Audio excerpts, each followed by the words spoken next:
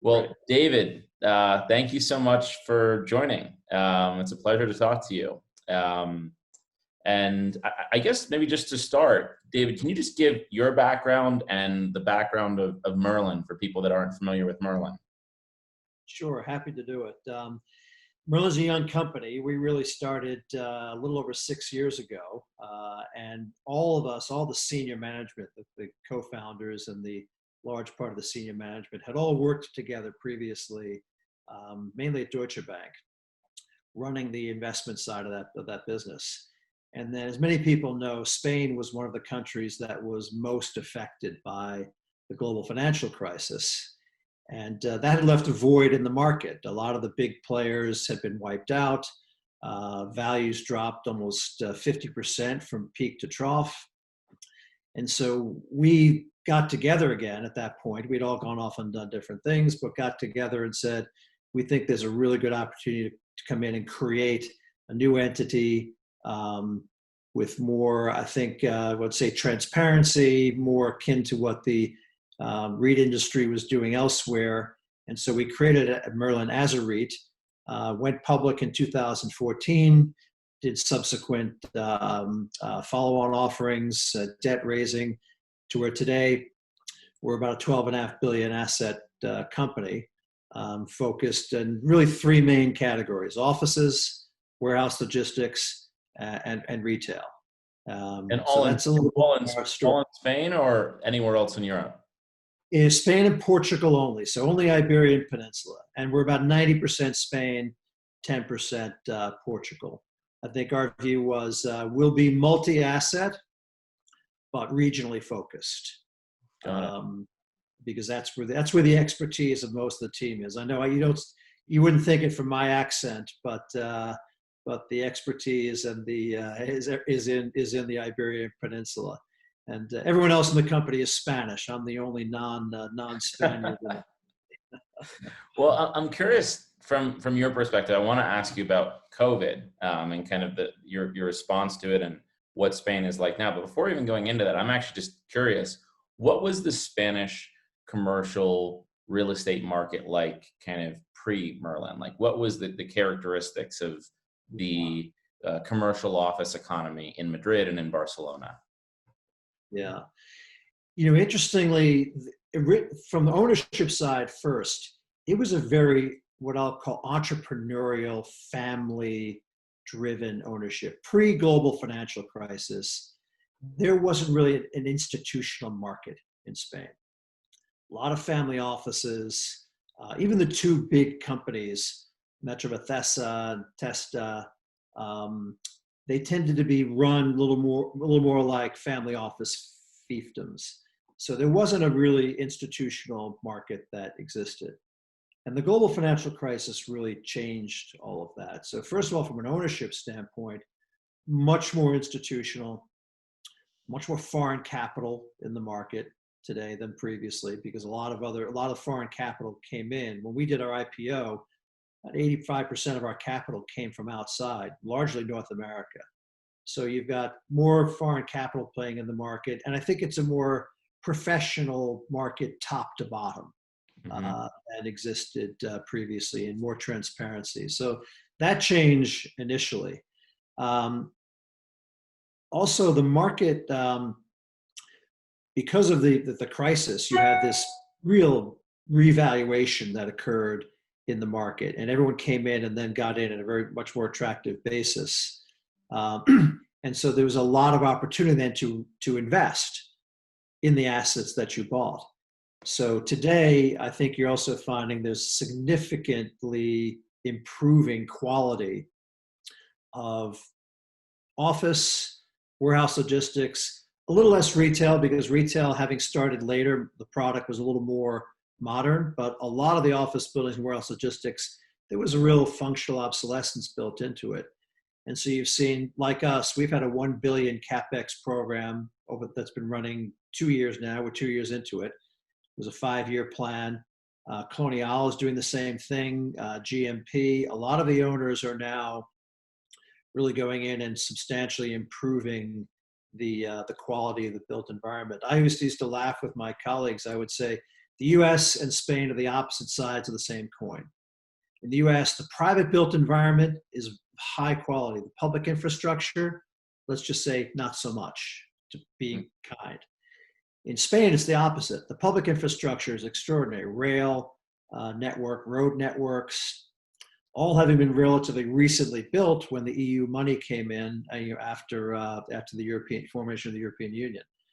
But the built environment is of lesser quality. So now a lot of efforts being made in bringing that built environment up to standard to make it more much more similar to the private infrastructure environment. So that's kind of, I think that's what's happening today. You're seeing much more improvement of existing product going on, much more refurbishment than new development. That's really interesting, I've had that impression to some extent when I've been not just in Spain but just in Western Europe. There is this dichotomy between public investment and private investment, and part of it is I have to imagine that a lot of the assets are older, right? You're dealing with more retrofitting than in the US. Correct. And it's also a little more difficult because there's so much in the way of historical preservation. You look at the city centers in a lot of these major metropolitan areas, whether it's Milan, whether it's Madrid, whether it's Paris. It's more difficult to even do retrofit in the city center. So that's why it's taken longer, I think, to upgrade. There's this idea of maintaining the historical soul of the city, and so it's a little more restrictive in terms of what you can do over time. And I think that's part of the reason why it's lagged behind a bit. And is Merlin's portfolio, is it both kind of what you think of in downtown Madrid, like the kind of older, beautiful facade buildings, or is it also some of the new, almost more modern or postmodern kind of design that you've seen on the outskirts of the city? Is it both? Yeah, we're a little bit both, but I would say it's actually less historical properties. Those tend to be in the hands of these family offices or some of the more historical owners like Mutua Madrileña, which is a big Spanish insurance company, which have owned their properties forever. So ours is a mix of CBD, but more modern CBD, and then what we call new business area, which is not really suburban because it's immediately adjacent to the city center, say between the airport and the downtown, but it's a mix of the two. And it's interesting, I think now, last few years, everybody was talking about, it's all about CBD, which given the trends was right.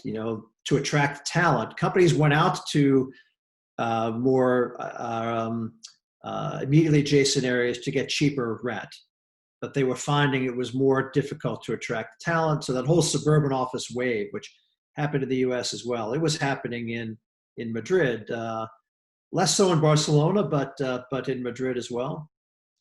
And so our portfolio was a mix of CBD and new business area. And one of the things that I think that is, when you think about what are the impacts, long-term impacts of COVID, one of the impacts I think is this idea of the distributed workforce, and people working closer to home. I don't know if working from home is going to be a long-lasting impact, but certainly people have found out that if I don't have to commute 2 hours per day, 1 hour in and 1 hour out, that's increased productivity. And so the idea of working closer to home is something that I think is probably one of those trends that will be a long-lasting trend. And so having a more diversified portfolio is something now that, well, initially people were saying, gee, you should all be CBD, you shouldn't have any of these more suburbanized portfolio. And now I'm not so sure that's going to be what the trend is going forward. I can't say, I have it's so difficult now to have visibility out in the future because everybody's reevaluating things. But that's one of the trends that I think I have a little more confidence is going to be a long-lasting trend. And I'm curious, David, from your perspective, obviously Spain was in the Western world, probably the first or the second country that was impacted by Yeah. COVID in a very immediate, very crisis-like way. Can you just walk me through, and I guess to some extent, even today, you're further ahead in terms of reopening, I think, than where the US is. True. What have the last 9 months, oops, did I lose you? No, I'm here. Oh, sorry. I don't know No what worries. happened. What have the last, I guess, 90 days been like for you? Yeah, it's been a whirlwind, and it's a little like the reopening, right? As the reopening is happening in phases, our reaction and our decision making has also had to move in phases. So Italy was the first. Italy was the first country that really started to demonstrate a high number of cases, and Italy shut down first. But Spain was behind Italy only in measured by weeks, 2 to 3 weeks. Mm-hmm. And so just for context, the Spanish government instituted the state of alarm on the 15th of March. So it was the beginning of March, the first 2 weeks of March, when the case loads were really increasing, and it was by the 15th of March that the Spanish government instituted the state of alarm, which basically allowed the central government to take control, because Spain is the autonomous regions have a lot of, the reason they're called the autonomous regions is they have a lot of autonomy. And declaring a state of alarm then allowed the central government to take control of how the crisis was going to be managed. So on the 15th, at that point, and we actually closed our office in Merlin on the 11th of March because we did a little earlier. And the initial was always, how do we operationally deal with this, right? All of a sudden, you've gone from 150 people working in the offices to everyone working from home. Mm-hmm. Fortunately, we were well prepared in terms of security. So that move to working from home and having the right network security in place, that was done quite well without any issues. We have had many more attacks on the network, but the network resiliency has proven to be quite good. Then we also had to deal with we have to keep our shopping centers open because we had essential services in all but one. So create the right teams, divide your teams. So if anyone did contract the virus, you could put that team in quarantine, but have another team ready to go in place. So you had good duplication on the property management side. Correct, exactly. We kept our serviced offices open, and so we had all of our hosts working remotely, but people could still go into the flexible office space. So that was the first, I'd say, 2 to 3 weeks, right? How do we make sure that operationally we're set up properly and that we're handling our properties in a way that allows our tenants the right kind of access? Then it started to move more toward, okay, now we have issues, right? And retail was I think the biggest, right? Because shops were closed. So we, again, before the government came out with a policy, we instituted our own policy, and we had a commercial policy that we applied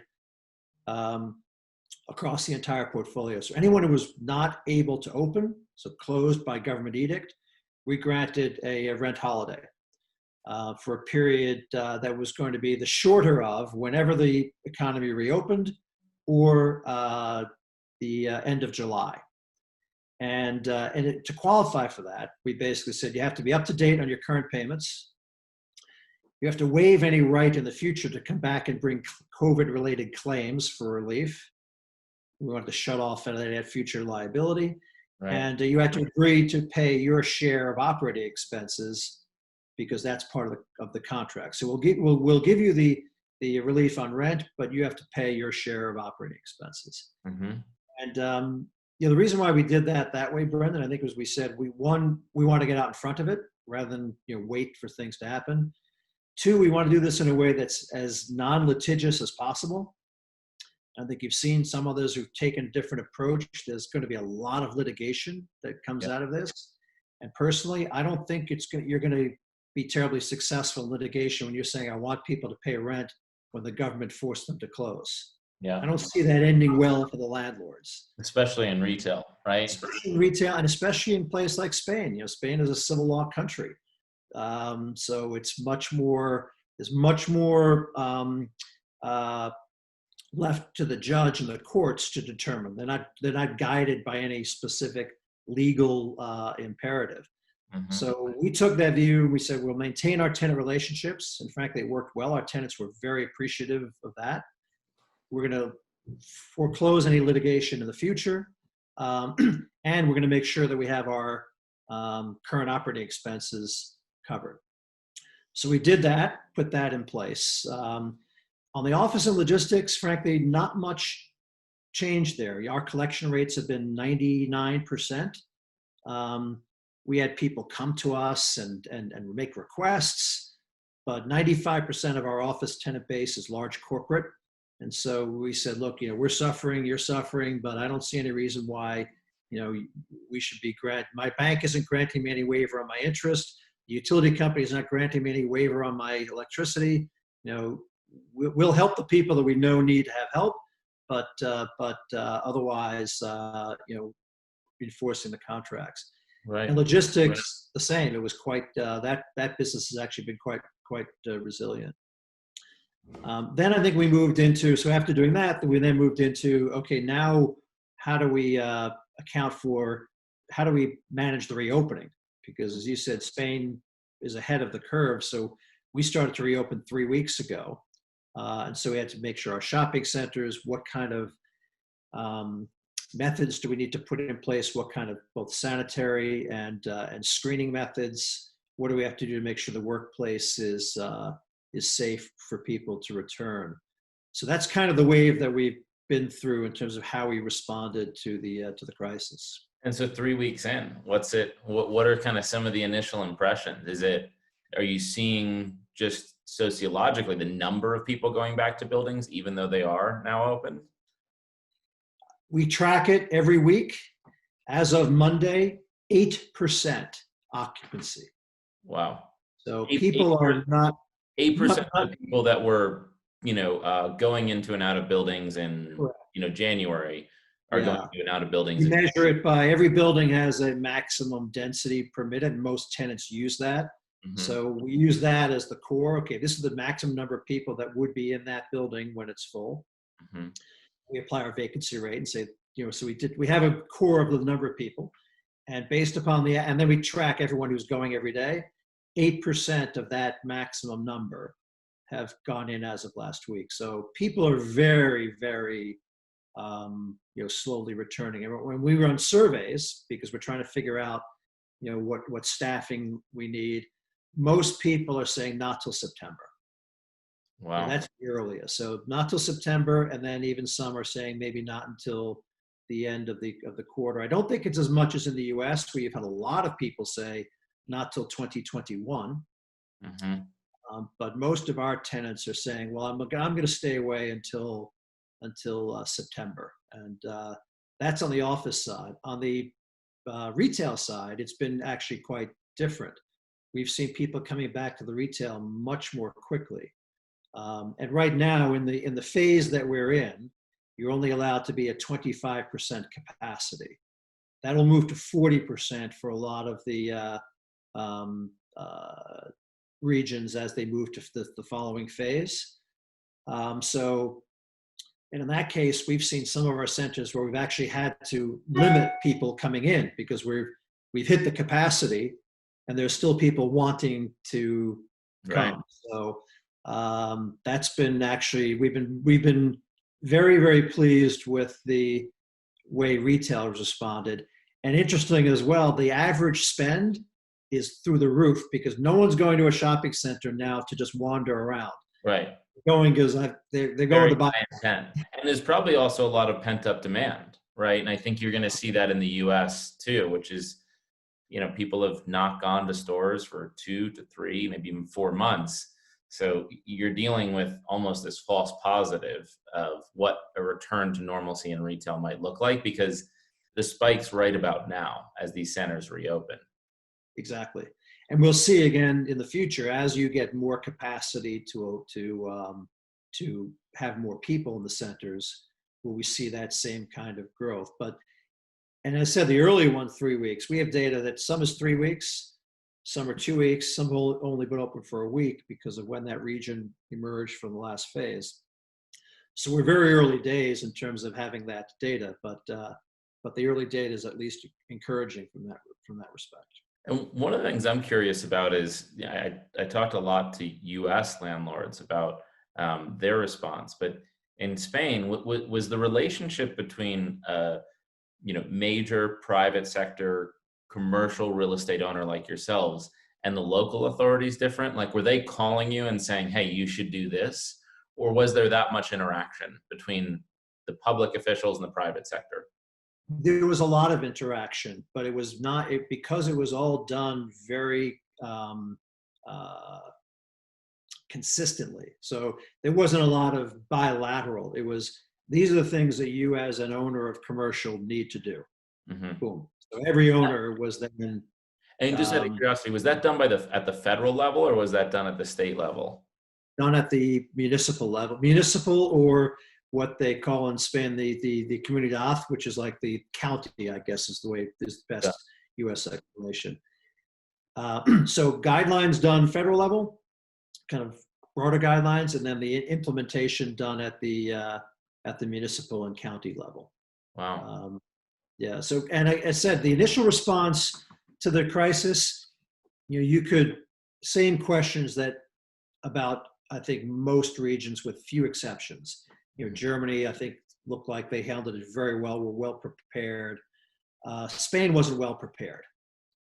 So the same issues about not enough protective equipment, not enough contact tracing early on, not enough recognition of how problematic this virus really was. So the early period, not terribly well done. Since then, I think in terms of the response and the setting procedures and the reopening, it's been handled quite a bit better. And when you look at the decline curve, the flattening the curve, the decline curve, now places like Spain are looking quite good, because even though the reopening has now been going on for 3 weeks, the rate of infection has continued to decline. Hospitalization rates have continued to decline. So you haven't seen a reemergence of the contagion rate, even though the economy has been opening now for 3 weeks. And I think, we were talking a little bit before you started recording, respect for the regulations, finding is quite high in Spain. If you see people out, they're out with masks on.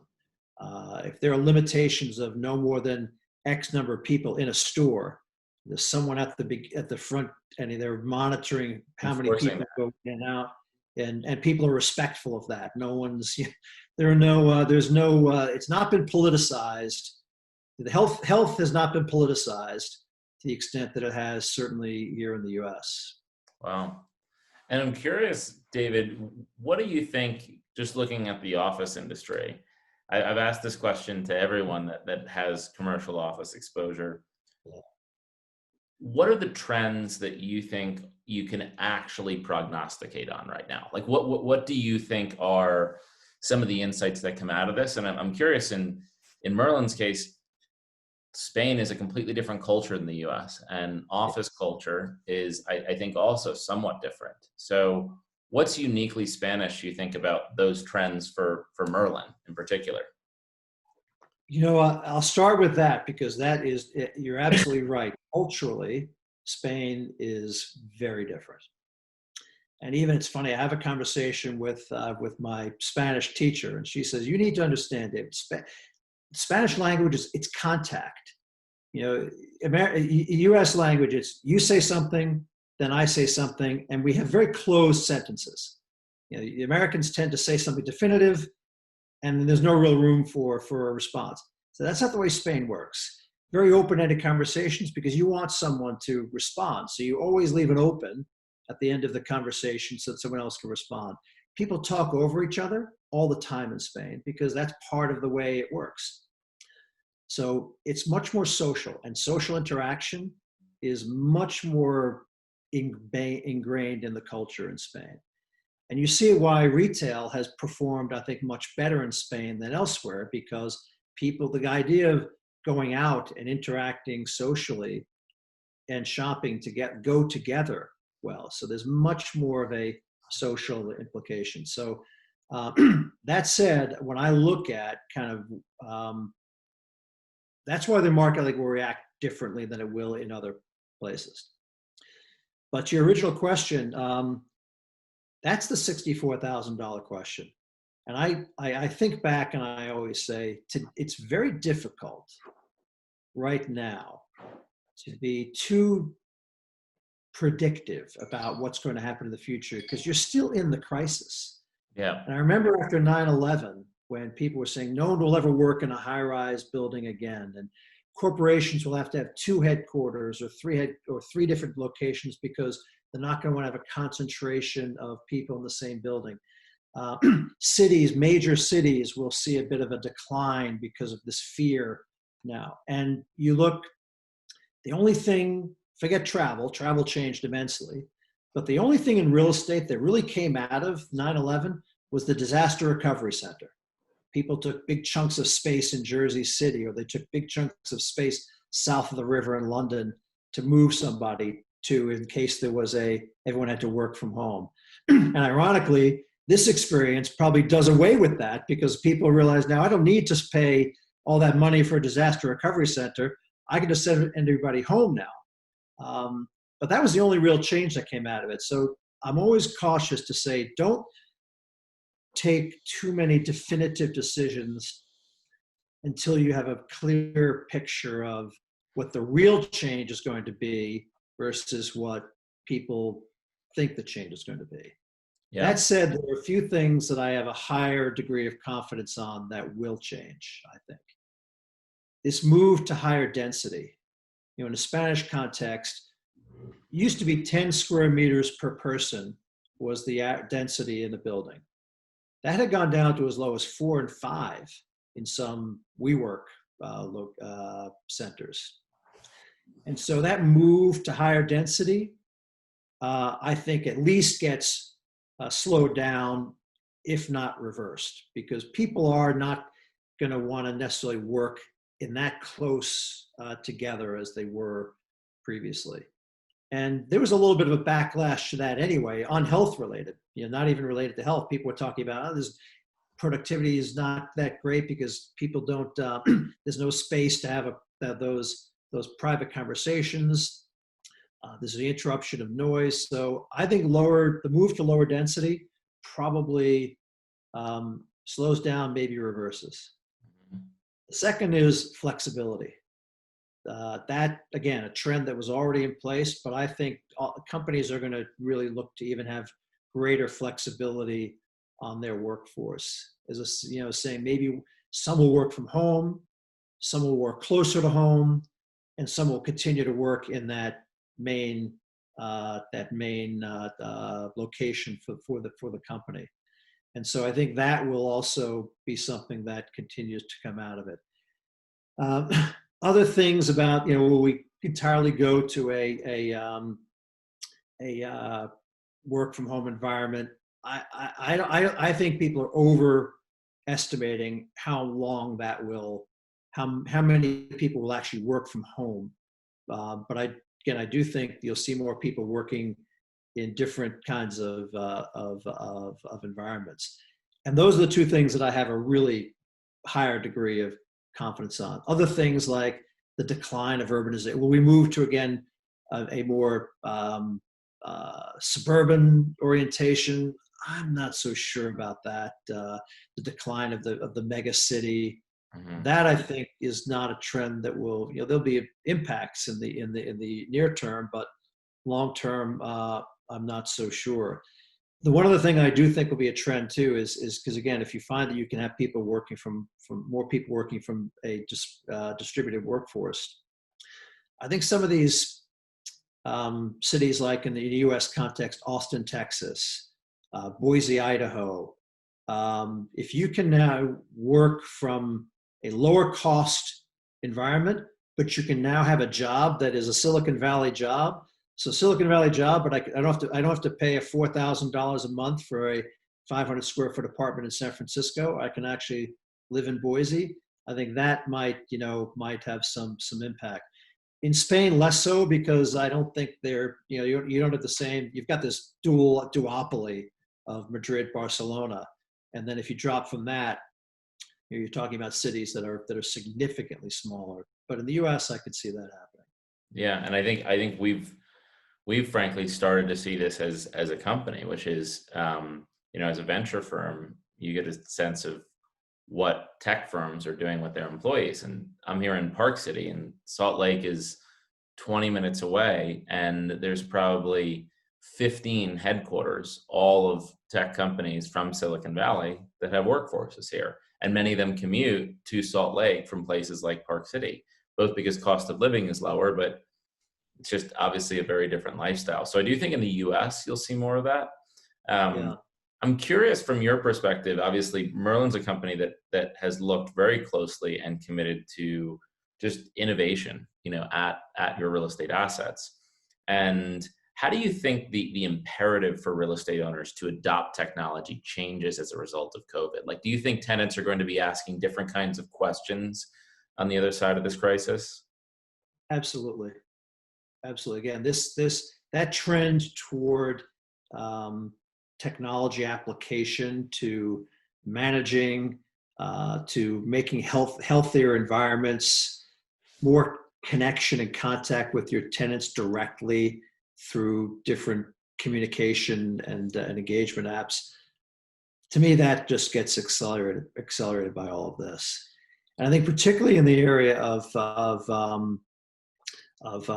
quality of environment, I think you're now going to have to be much more focused on how you're maintaining the quality of the interior environment of your building. What's the air quality? How are you measuring it?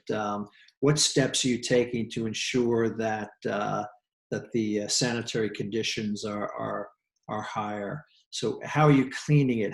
The more contactless, I think, and the less physical interaction and the more technology interaction, I just think that's going to continue to be a trend, because no one thought of pandemic. It wasn't in anybody's playbook, really. When you think about all of the disaster and when you do all of your planning at the board level for how you're going to react to different possible outcomes, Right. I can say the pandemic wasn't in many people's. If it was, hats off to them. But there's no one that I have. Now it is. Yeah. And so you have to be thinking about that as to how you're going to be able to convince people that you have an environment that is healthier than someone else's.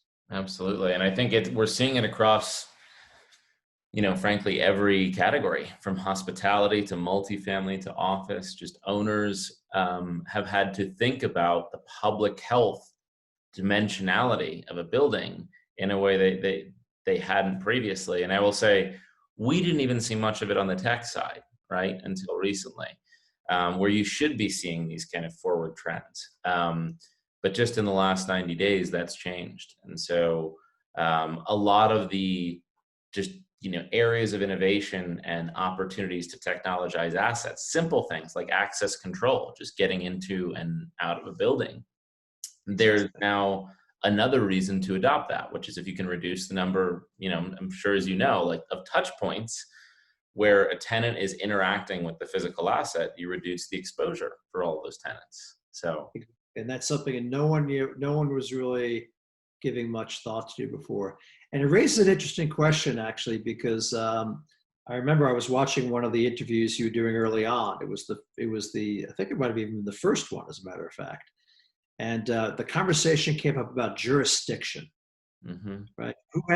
Who's got what jurisdiction? Because we've been having this conversation about, there may be things that I want to do in my building, but the tenant, with the way the lease agreements are currently written, some of that falls on the tenant themselves. And then if I've done a third party contract for cleaning, I have to start to dictate in that contract how that cleaning might be done.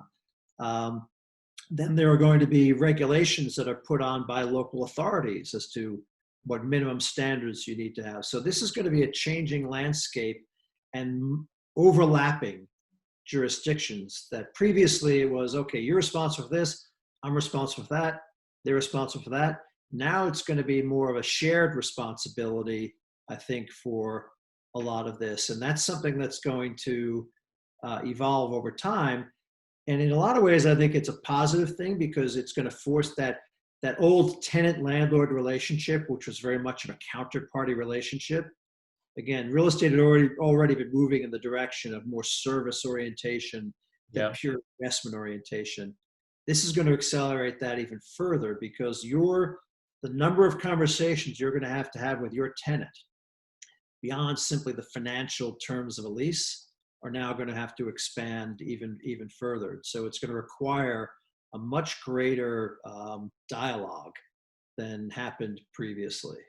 Yeah, it's odd to consider that, if you're signing a 5-year lease, it's very likely, or say a 10-year lease, it's very likely that you're going to be having a conversation like this conversation to some extent with your landlord during that time period. Just statistically, we're likely going to experience something like this again. And so, ensuring that, as a landlord, you can say, I have the right communication tools, I have your best interest at heart, I have the tools and the solutions that enabled me to protect your tenants is obviously incredibly important. So, And I think it leads to something else, Brendan, that, this is one of the things that people have been talking about coming out of this crisis again, generally, not just with respect to real estate, which is, the big get bigger. So in retail, Walmart and Amazon are going to come out of this even further dominating the retail space. I think the same thing is true as offices, because if you're a small family owner of 5 buildings, you just can't possibly do the things you're going to need to do. You don't have the scale to make the investment, and you don't have the breadth to have those conversations and relationships. So I think this could be a differentiating factor for the larger owners, because we are going to do this across the entire portfolio. In fact, we had a $4 million budget just for actions we to take to reopen our buildings. wow. From better air circulation, ventilation, from putting in all the dispensers in our shopping centers. We've put in these self-sanitizing handrails on all of our escalators, so they literally, as they're revolving, they're being sanitized. So all these things that we've had to do, a small owner is just not going to be able to do that. And now, as we talk about in future buildings, what kind of air circulation we need to have, we're going to be having to change. And fortunately, we're in the middle of our CapEx program, so we still have some time to make adjustments. But we're going to have to adjust how air circulation is done, the intensity of the air circulation. If I own a single building, I don't have the capacity to do that. So I think this is also, in the real estate space, going to make the bigger owners a little more attractive for those tenants. And we're looking at it as, how can we make it a differentiating factor? Yeah. The fact that we're doing this, if you read the Spanish press, we're advertising it all over the place as to what we're doing in terms of investment to reopen, because I think it will be a differentiating factor.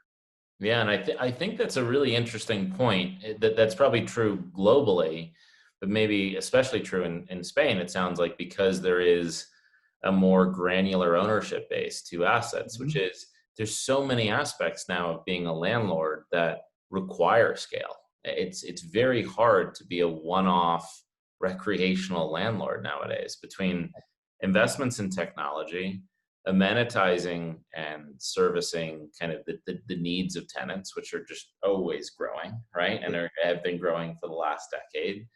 When when you think about sustainability and decarbonization and the investments that owners are going to have to make to reduce the carbon footprint of their assets. Now you think about the public health and air quality control technologies.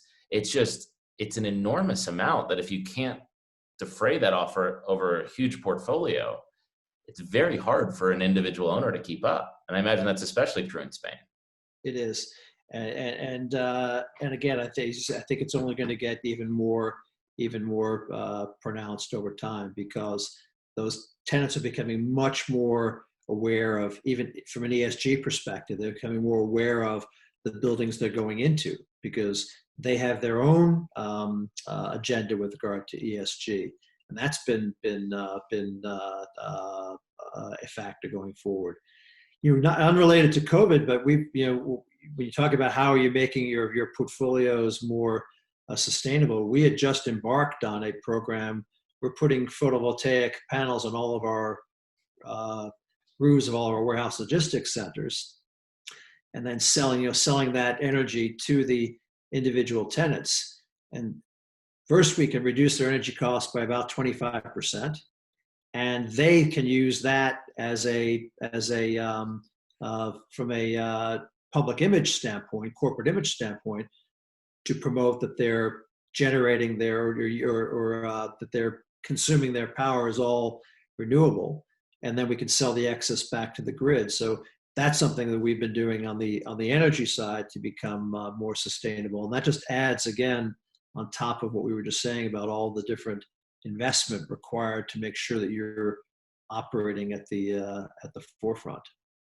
Absolutely. Well, David, this has been so interesting. Thanks for taking the time to chat, and it was especially fascinating to learn the history of Merlin. And so, at some point, I'd love to talk more just about the dynamics of how the Spanish just real estate industry is changing and institutionalizing based on what we've just discussed at the end here. So.